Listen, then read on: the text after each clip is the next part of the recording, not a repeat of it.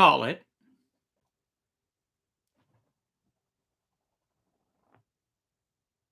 Tales.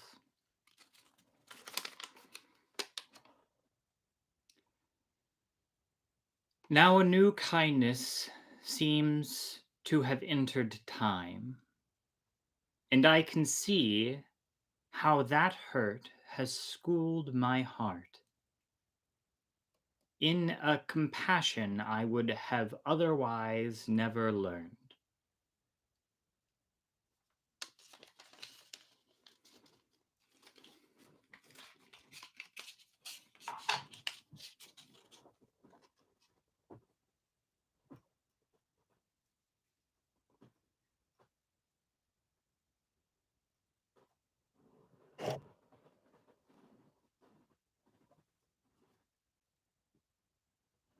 Hello, and welcome to Storytime with Isto.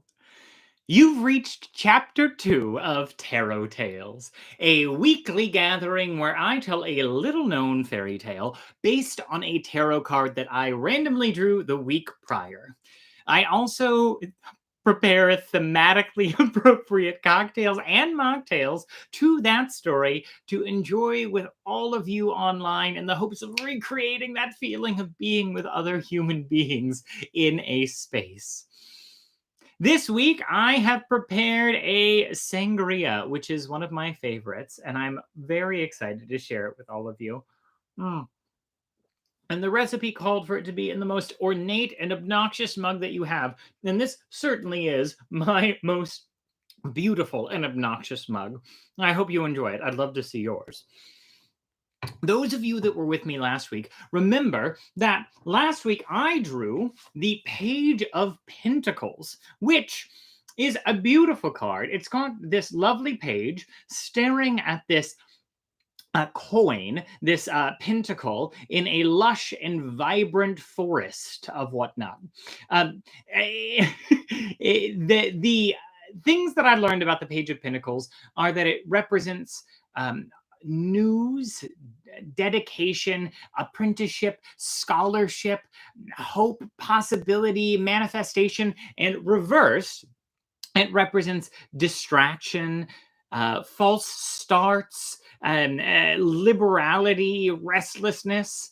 I also learned a couple of other things about the tarot deck that I didn't know before, which is that, so first of all, the page can also be referred to as the jack or the knave. And in some modern decks, it's referred to as prince, princess, cuddly kitten, or whatever. So pretty interchangeable. And the pentacles can sometimes also be called the coin, which you can tell that kind of also looks like a coin, which is fun and has some thematic representation today. But I also learned that there's a parallel with the tarot deck and our like modern 52 deck of playing cards. So the pentacle can also represent the diamond, which I thought was really cool. So this, the Page of Pentacles, could also be considered the Jack of Diamonds. Isn't that neat? Anyway, so for this week, I have a couple of different things for you. The drink, as I've already referenced, is the Symposium Sangria, which I truly hope some of you are actually enjoying right now, because this is my personal sangria recipe that I made for a good number of people many, many times in my life, and I'm a big fan of it. I called it the Symposium Sangria mostly because of the alliteration and also because I was weirdly obsessed with the Symposium when I was a teenager. Not a big deal, but just like worth noting. For my sober friends, I have the Bellini Analcolico, which I believe and hope to be non-alcoholic Bellini. Yes, that's what we were going for. Optional options for this evening were a toga or a candle at a hip height, which you will figure out the meaning of pretty soon. So, for those of you at home that are joining me with a drink either synchronously or asynchronously, to you I say a hearty cheers. Welcome. But blueberries and raspberries in mine, and it's so good. So, if you are drinking along at home, The game we're playing tonight is magic. Anytime magic happens, you drink, okay? I'll cue you for the first one, but I'm going to ask you all to keep each other accountable in the chat otherwise. So, the story that I found for us today is bizarre. It's fascinating, and I fell down like 12 different Wikipedia rabbit holes as I was doing the research for this. It's also more of a series of stories than one coherent, continuous story. So I have broken it into 5 acts, and I'm going to be doing my best Ira Glass impression for you all this evening with names that I've created myself. They are not attributable in any way to Andrew Lang, who adapted this story in the Violet Fairy book, which I found. So, without further ado, ladies, gentlemen, and genderqueers, I introduce you to Chapter 2, Virgilius the Sorcerer. Chapter 1, Act 1, Demons Are Dumb. Long, long ago, there was born to a Roman knight and his wife Maya a little boy called Virgilius. When he was still quite little, his father died, and his kinsmen, instead of being a help and protection to him, robbed him and his mother of their lands and all their money. Okay, so flag that. It's not like represented well again in the future. So his father died, all of his lands get taken away. His mother, fearing that they may take the boy's life as well, sent him away to Spain that he might study the 7 liberal arts in the great University of Toledo. So if you don't know where Toledo is, I didn't either. It's in Spain. And I should mention that in the description below, there is a link to the text if you want to follow along, and also a map for today, because we're going to be hopping all around the ancient world in this story. This is also a really good opportunity for our first vocab word this evening, which is the 7 liberal arts. So I didn't realize that there were like originally 7 liberal arts in classic education. So I found out that they were broken into the trivium and the quadrivium, the grammar, rhetoric, and logic, and the geometry, arithmetic, music, and astronomy sections. And if you look it up online or you look on my Instagram, you'll see one of many really gorgeous interpretations of these classic forms of knowledge and learning, which I just found beautiful and needed to share with all of you. Anyway, okay, so back to the story. Everything died and was terrible for this person, and then all of a sudden they were sent away to Toledo. Virgilius was very fond of books and pored over them all day long. But one afternoon, when the boys were given a holiday, he took a long walk and found himself in a place he had never been before. In front of him was a cave so deep that it seemed to Virgilius as if it ran into the heart of the mountain. And he thought he would like to see if it came out anywhere on the other side. For some time he walked in pitch darkness, but he went steadily till, by and by, a glimmer of light shot across the floor, and he heard a voice calling, Virgilius, Virgilius. Who calls? He asked, looking around. Virgilius, answered the voice. Do you mark upon the ground where you are standing a metal bolt? I do, replied Virgilius. Then, said the voice, draw back that bolt and set me free. Who are you? Asked Virgilius. I am an evil spirit, shut up here till doomsday, unless a man sets me free. If you will let me out, I will give you the book of necromancy, from which all power and knowledge may be gained. Now, Virgilius loved wisdom and was tempted by these promises, but his prudence came to his aid, and he demanded that he should first be told how to use the book at first. The evil spirit, unable to help itself and with no other options, did as Virgilius bade him.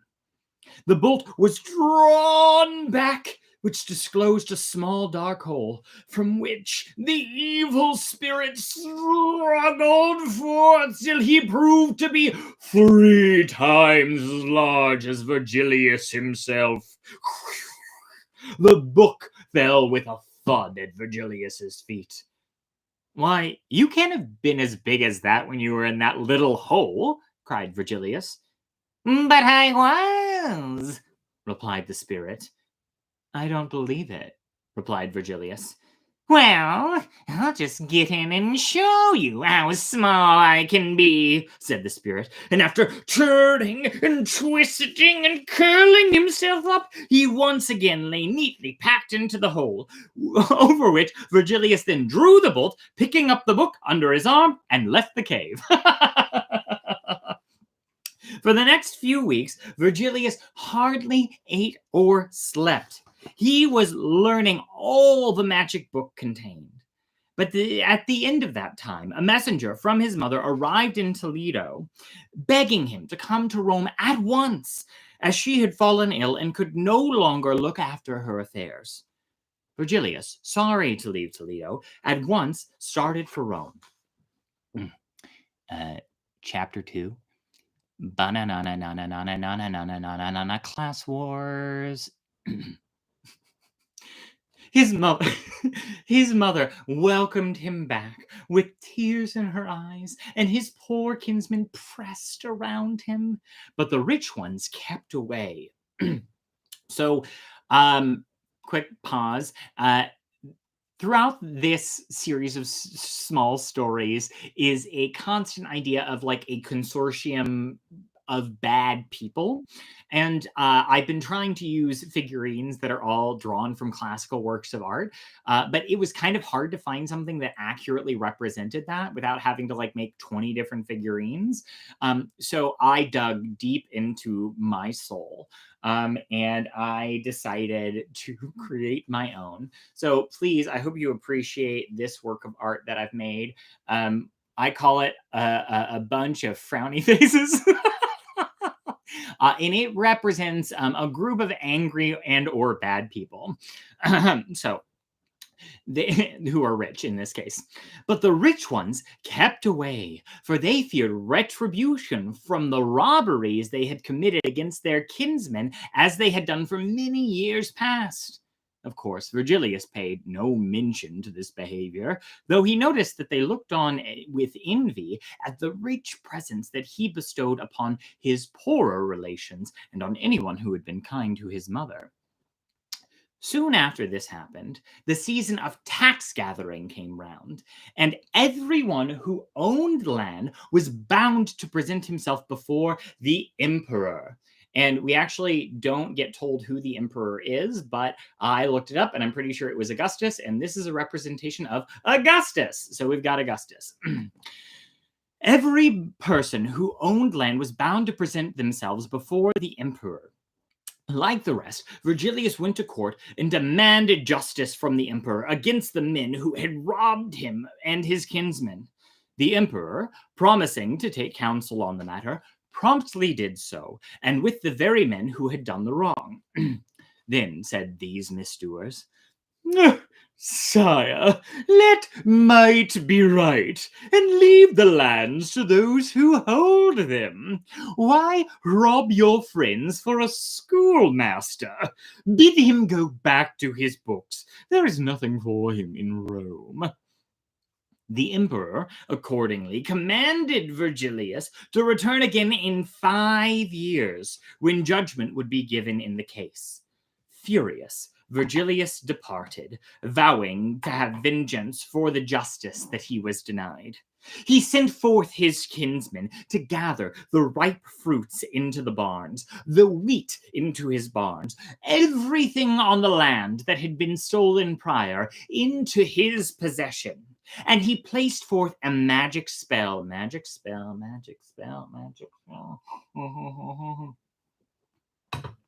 Magic spell over the land that prevented the angry rich mob from being able to overcome and take back their land, and they beheld in helpless fury the loss of their expected profits. Those enemies resolved to behead Virgilius and burn his possession. They assembled a mighty force, But Virgilius was a match for them, and by his necromantic art kept them transfixed and spellbound to the spot, none being able so much as to stir a hand or foot. "You think," said he, "that after robbing me and my kinsmen, that you can crush me. But your reckoning is out. For never while I live shall you touch a penny that is mine. And as for the emperor, go tell him that while he takes 5 years to think, I will take my own where I may find it." And after which he lifted the spell, and the invading army slunk back to Rome. Well, when the mocking words of Virgilius were made known to the emperor, so incensed was he that, vowing death to the rebel and destruction to his goods, the furious monarch called on all the knights to follow him to siege Virgilius's castle. But this fresh, proud army fared no better than the first, for no sooner did the enemy approach and the wizard cast shishing a spell which hemmed in the hostile forces on every side with magic waters, deep and impassable. Virgilius then feasted his followers outside the castle walls with the food stolen for many years by the rich mob, in sight of the starving army. Things seemed desperate for the emperor's army when, without any explanation or cause of why, in either the text I pulled from or the original source text, out of nowhere, from the mob, appears oh, oh, a magician. When the magician appeared, he offered to dry up the river and throw Virgilius and all within his castle into a deep, dark sleep. His proposal was gladly accepted, and in a moment all of Virgilius's kinsmen were dropped down as dead, and the river dried up. Virgilius himself had much ado to keep awake, and with great effort struggled to open his black book, wherein he found a counter charm. Cha-ching! In an instant, all of his foes were turned to stone. Some were halfway up ladders, others had 1 foot over a wall. Even the emperor was frozen, climbing Virgilius's wall. "Ill does it befit you, sire, as so great an emperor, thus to stick halfway upon the wall. Why grasp at what you cannot gain?" Free me from this plight," replied the emperor, "and I will restore your lands and do you pleasure." "Pledge me," said Virgilius, "favor and protection, and you are free." The emperor swore to acknowledge Virgilius as his kinsman and to receive him as a favored friend. This done, Virgilius loosed the spell. Thus did these foes part as friends.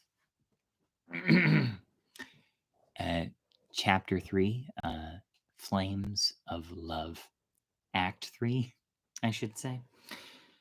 Having settled his affair with the emperor and his enemies, Virgilius had time to think of other things, and his first act was to fall in love. The lady of his aim was named Fabilla, the fairest faced and of noblest birth in Rome. But she only mocked Virgilius and was always playing tricks upon him.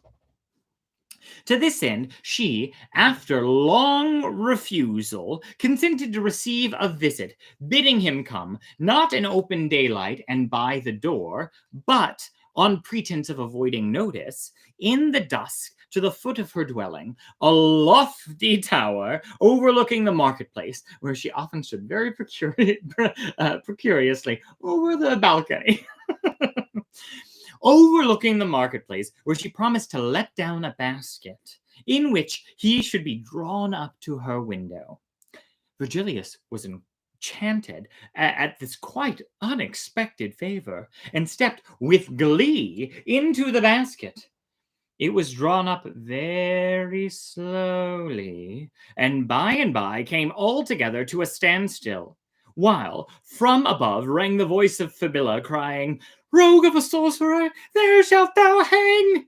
And there he hung over the marketplace, which was soon thronged with people who made fun of him and his rebuked love till he was mad with rage. At length she released her captive love, who, vowing a speedy revengeance, hastened home. The next morning, every fire in Rome went out in an instant. The emperor, guessing this was the work of Virgilius, besought him to break the spell. "If you would have fire, let a scaffold be put in the marketplace, and thereon bring the maiden who betrayed me. Then make proclamation that all who would have fire must come and take it from the maiden, each for themselves, none giving or lending to their neighbor." Well, Fibilla had no choice.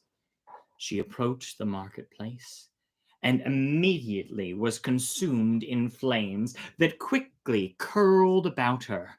For 3 days she stood there, burning alive, with no end in sight, as Romans came to reignite their hearths. Once every hearth in Rome was alight, she was finally allowed to depart. Okay, so we have to take a huge pause here because there is a backstory that is somewhat complicated and frustrating here, which is that neither the source text nor the original text that I pulled this from represent what is widely depicted in art about this story. So this story does show up in a number of different art forms. Most notably, this exact scene shows up in a goblet that exists at the Met that I wanted to go see, but we're in the middle of a pandemic, so I didn't go see, but I'm eventually going to go see. But most depictions of this represent Fibilla as burning specifically from her nether regions. And I prefer this image to most because it shows her writhing in horror of this rebuke that is rightfully frustrating and horrifying for her. Whereas in most depictions, she's just holding up her skirt and everyone's just coming in, like grabbing a scoop of fire. Anyway, so it's super fucked up, and wanted to share that with all of you because it's actually pretty accessible on the internet. You're welcome. And that is why you have a candle at your hip height today. The emperor, as I imagine all of you are, was furious to learn at the vengeance of Virgilius and threw him into prison, vowing that he should be put to death. Virgilius went quickly with the guards, but the day was hot, and on reaching the place of his execution, he begged for some water. A bale was brought, and he, crying, "Emperor, all hail! Seek me in Sicily!" jumped headlong into the pail and vanished from their sight. Act 4, excessive magic. For some time, we hear no more of Virgilius, or how he made his peace with the emperor. But the next event in history was his being sent for by the emperor to protect Rome from foes within and without its walls. Now, on the roof of the town hall of Rome, Virgilius set statues representing the gods worshipped of every nation subject to Rome. And in the middle of all those gods stood the goddess of Rome. And this is my next vocab lesson for today, because I kind of thought that the goddess of Rome would be maybe Hera, Juno. I'm wearing a Greek-style toga, so I apologize for any historians that are deeply upset by all of the clashing that I'm providing. I'm sorry. But There is actually a goddess of Rome, which I did not realize. And she's at the actual Capitolium, which is what the town hall of Rome was referred to, still is called, I believe. Is there normally in like a war helmet and kind of represents the embodiment of Rome, which I think is beautiful, and is often really depicted in currency, which is one of two instances of that in this evening's entertainment. Anyway, thought that was fascinating, wanted to share it. So, Virgilius, gods of all of the nation states surrounding Rome, and in the center, Roma. Each of the conquered gods held in their hand a bell, and if there was even a thought of treason in any of the countries, that country's god turned its back upon the god of Rome and rang its bell furiously. No sooner had these statues been erected and Virgilius's spell cast then the god of Carthage turned its back on the goddess of Rome and rang its bell. But it was too late. The Carthaginian thieves had already laid siege to the streets of Rome. From that day, things went from bad to worse, and every morning crowds presented themselves to the emperor, complaining of robberies and murders and other crimes that were committed nightly on the streets. Well, the emperor, desiring nothing but for his people to feel safe and at home, asked Virgilius how this violence could be put down. Virgilius thought a bit about this until he finally said, "Great prince, cause a copper horse and a rider to be made and stationed in front of the Capitol. Then make a proclamation that at 10 o'clock a bell will toll and every man is to enter his house and not to leave again." The emperor did as Virgilius advised, but the thieves and the murderers laughed at the horse and went about their misdeeds as usual. Then, at the last stroke of the bell, the horse set off at a full gallop through the streets of Rome, trampling the Carthaginian villains wherever they met. By daylight, over 200 corpses were counted. The rest of the thieves, fearful for their lives, fled Rome at once. Thus did Virgilius restore peace and order to the city. Act 5. Eggs, Babylon. Now, about this time, there came to be noised about the fame of the daughter of a sultan who ruled over the province of Babylon, which I realized and I learned through the story is in modern-day Iraq and is on the map if you're keeping score or confused about where this is. And indeed, this princess was said to be the most beautiful in the world. Virgilius, like the rest, listened to the stories that were told of her and fell so violently in love with her that he built a bridge in the air which stretched all the way between Rome and Babylon. When he passed over it to visit the princess, she was surprised to see him, this random man that flew out of the sky who knows nothing about her. But she gave him welcome, and after some conversation, became in turn quite anxious to see the distant country where this stranger lived. Virgilius was pleased to oblige. Nothing like some good air bridge noises. The princess spent some days in the palace of Virgilius, looking at wonders which she had never dreamed of before. The days passed as if they were minutes, till the princess said that she could no longer be absent from her father, who again is not named, but I looked it up and I'm pretty sure it was Phraates the Fourth. And there aren't really any depictions of Phraates the Fourth other than him on currency. So this is actually a picture of Phraates the Fourth that appeared on ancient currency. Am I the only one that thinks this is so fucking cool? Maybe not. Okay, all right, cool. Anyway, so she has to get back to her father. So meantime, the Sultan was in deep deep grief at loss of his daughter and was vainly seeking throughout the realm when he was told the next morning that his daughter had appeared slumbering peacefully in her bed. She told him all that had happened to her and pretended to be very interested and begged that the next time Virgilius came, he might be introduced to him. Soon after, the Sultan received a message from his daughter that the stranger was there. He commanded a feast should be made ready. When they were all seated at the feast, the princess rose and presented a cup to Virgilius that had been given to her by her father. He drank it and immediately fell into a deep sleep.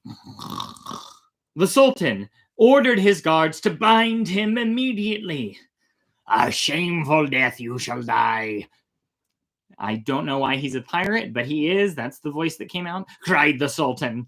And the princess fell on her knees and begged that she might die with Virgilius, for she had fallen in love with him.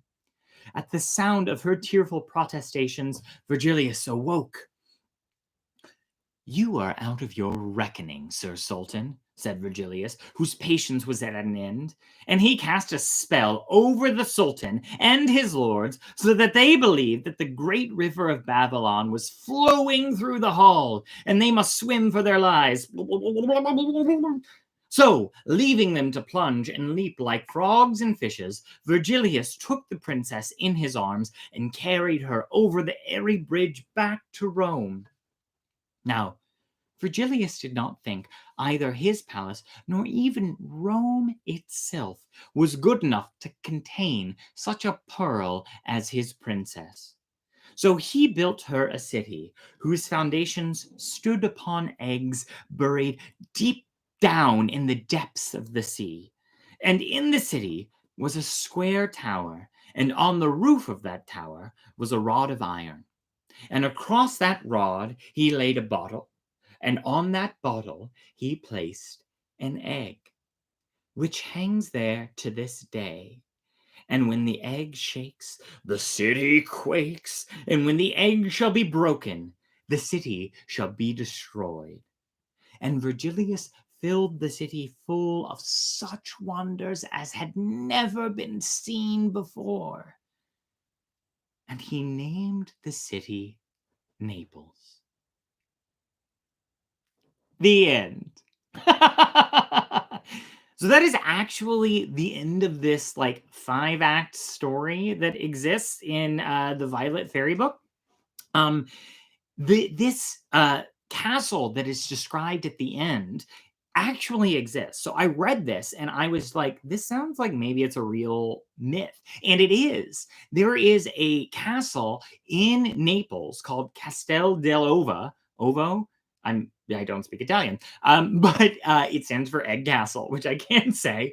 And this is actually part of the mythology of the city, which I found fascinating. So I started digging into all of this because I was like, this sounds a little too like it is based in the randomness of the world. And I found out the entire thing is based on a book called Virgilius, The Wonderful History of Virgilius, the Sorcerer of Rome. And it turns out that Virgilius is actually Virgil, the poet that wrote the Aeneid, the poet that took Dante to the darkest depths of hell.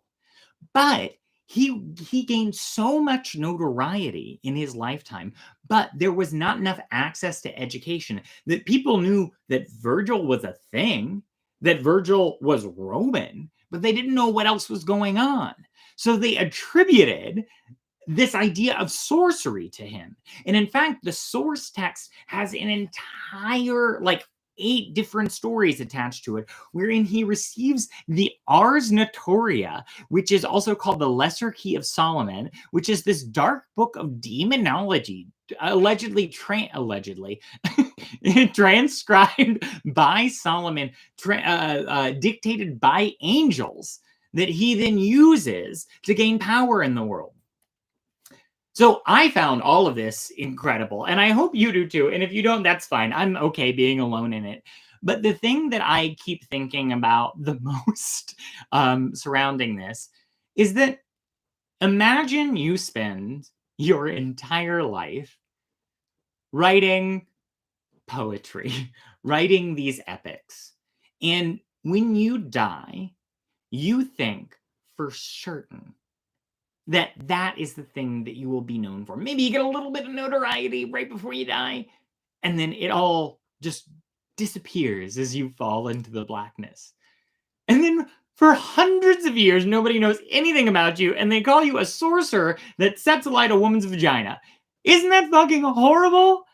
I don't know. I think it is absolutely ridiculous and also like a little humbling because ultimately Virgil ended up knowing everything else that he knows and we all know about him. But anyway, I won't do the match thing because I've expounded enough upon this story this week. It's time to figure out what we're doing next week. So I have my tarot deck here. And I was recommended in the comments to shuffle this giant deck this way, which I think is actually pretty smart. And earlier today, Michael asked me if I have these all the same direction, and I don't. And he said, I hope that one of them gets drawn upside down, reversed. And I said, well, I'm not going to rig it. So, Michael, I hope this happens for you, unless it's really, really bad. Okay, here we go.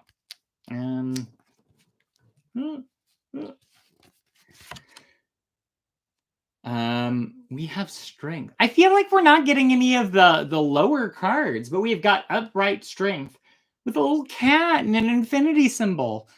I mean, I know what strength means, but I don't know anything about this card. So if you do, and you have any thoughts of stories or any advice in general, please use the description below to give me suggestions of stories, or if you have any feedback or advice on how to continue to make this a space of community in this weird time, I'd be so happy to hear it. A number of you have reached out to me and asked me how you can support this, which was so, so kind. And all I have to say is that anybody that's engaging with this and learning alongside me or watching me learn and embarrassing myself, I deeply appreciate that. If you're here live, you can engage in the chat. If you are watching this asynchronously, I'll post a question in the comments below, and I'd love to hear your response to it. Liking this video helps, subscribing helps a lot, and sharing, I don't know, your drinks, if you're dressing up, anything that you're doing in this weird time, I'd love to see. Thank you, Liz, Lauren, Amanda, for sharing on Instagram last week. I really appreciated it. It warmed my heart, truly. And now we're near the end. I always have to remind myself to take a breath at this moment. We'll close out this week as we do every week.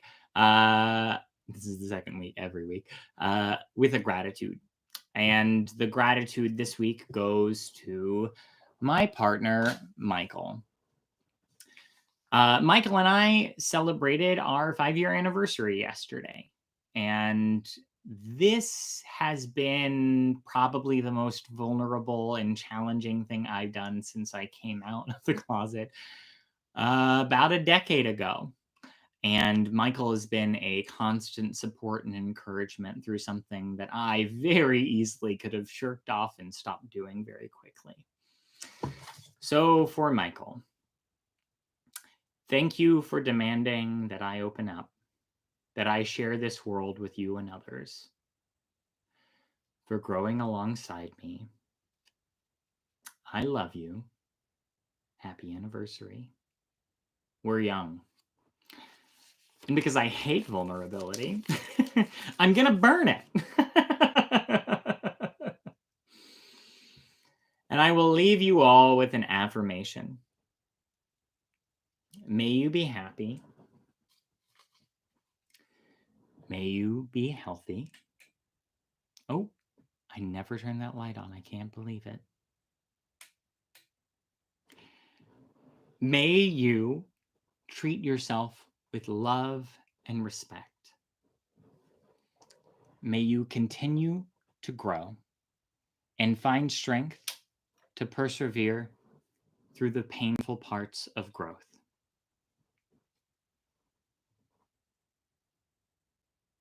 May you find inspiration all around you. And may you find peace. Thank you for joining me here again this week. I hope to see you again next week. Goodbye, y'all.